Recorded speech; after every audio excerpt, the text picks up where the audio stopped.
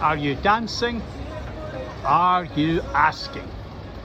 Welcome to this week's First Things First.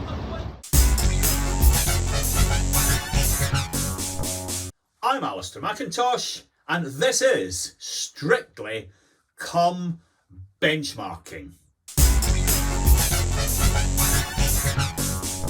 Drum roll, please. The regulator has issued its value for money metrics. It's time to get benchmarking. We spoke to the regulator last week, and they are very keen that folk should start benchmarking, and they are very keen that when they do so, they should use named peers. In exactly the same way as Strictly Come Dancing, we should put folk that can do the Passe Double up against folk that can do the Passe Double, and folk that can do the Foxtrot up against folk that can do the Foxtrot. Let's not mix up our tangos and our ballets. And how does that relate to housing? Well, you've got to pick some relevant peers to benchmark with.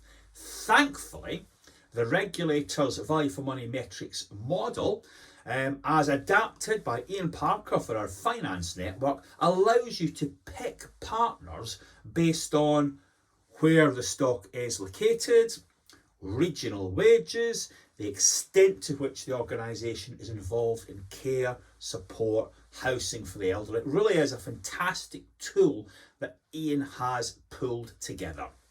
And I just want to give you some examples of how valuable it is. Now, Max, can you first of all put up our scatter graph for the smallest group of housing associations? There is a dot for each association in this group.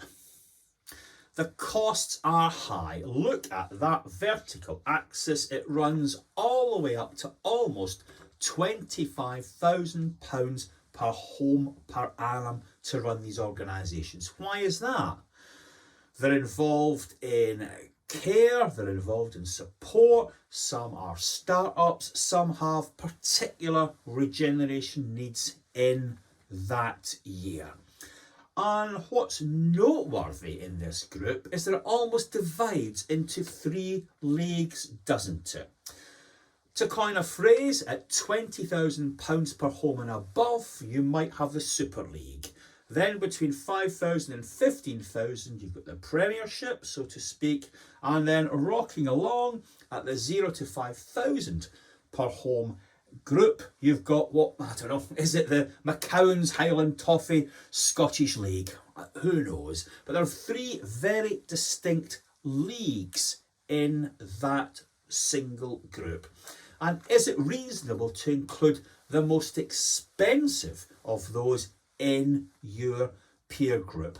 I don't necessarily think so. You've got to look across that peer group and select those that are directly relevant to you based on activity, location, and cost. Now let's turn to the largest associations, those with more than 30,000 homes. Let's put that scatter graph up also. Look at the vertical axis. Costs are much less. It barely goes up to £10,000 per home per annum, and you can see one organisation is up there. And rightly so. That's an organisation that deals with care and retirement housing. You'd expect it to be more expensive than others, but should that organisation be in the same peer group as others? I have my doubts. And again, if you look at this scatter graph, you can see it arguably also divides into three leagues. The very expensive one at 9 and a bit thousand, the 4 to 7,000 grouping, and the sub 4,000 grouping. So some real challenges in terms of picking a benchmarking club based solely on the size of the organisation. And as you look across the scatter graphs for all the groups of associations by size, it quickly becomes apparent that national medians and national averages probably don't have that much relevance. Now, one way people try and tackle benchmarking and get a bit more accurate is to adjust numbers. This is quite a sensible thing to do. It's called normalisation in many industries. And in housing, an RP might look at its costs and then deduct exceptional fire safety costs, exceptional costs for help to buy, regeneration, whatever it is. And that is fine, provided you also adjust the figures for the associations that you compare yourself to. You've got to try and compare like with like as far as possible. And this, I think, is where Ian's model comes in very handy.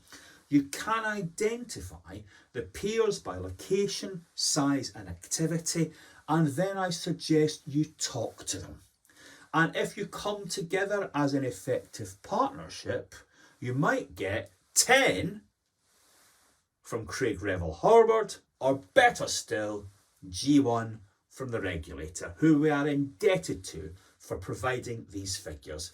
Thanks for your attention. I hope it's useful. If you want to talk to us a bit more about benchmarking, we're always happy to do so. And I'll see you next week. Keep dancing.